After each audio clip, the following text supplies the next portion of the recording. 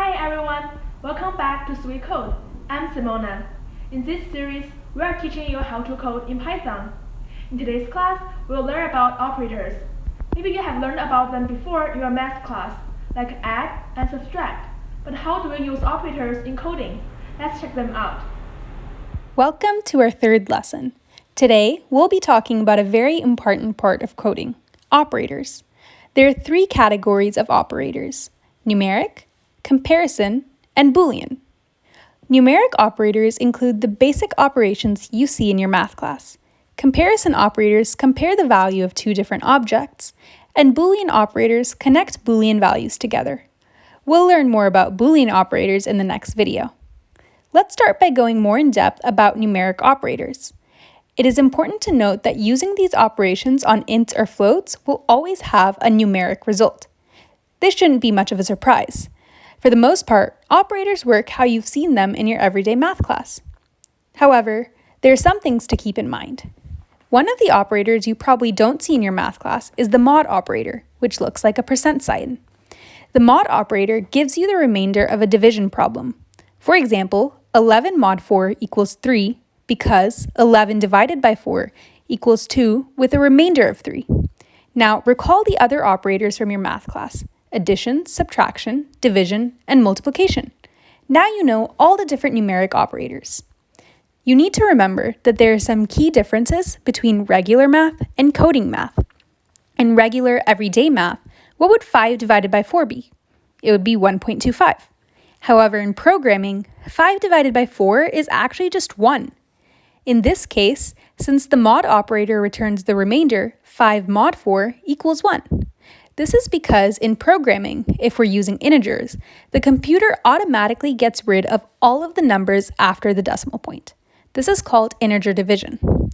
Let's say that you want to keep the actual answer of 5 divided by 4.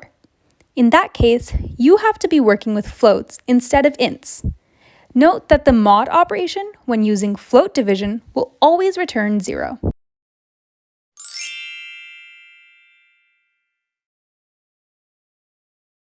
So why are numeric operators important in coding?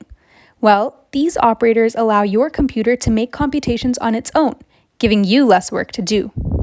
For instance, although it may take you a few minutes to solve a long equation like this, your computer can solve the answer in less than 1 second. Let Python do it for you.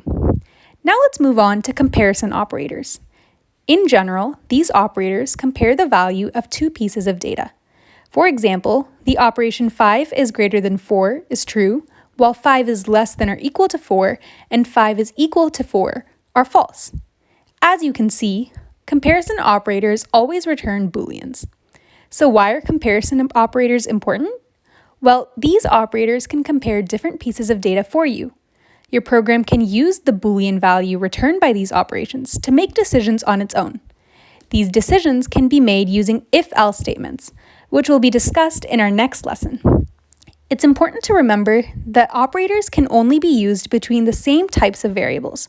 For example, you cannot multiply a Boolean and a string, or see whether an integer is greater than a Boolean.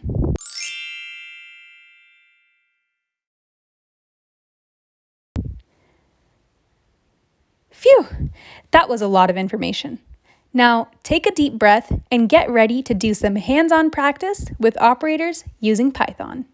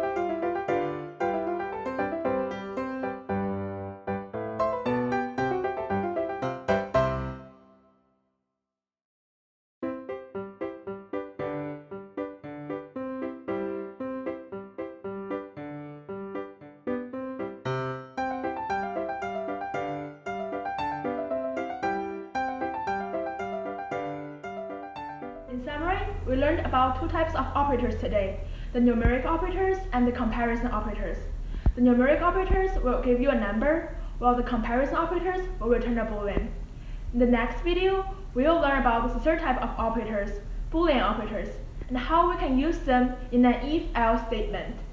Please like and subscribe to our channel to see more videos in the future, and leave a comment if you have any video ideas. See you next time. Bye!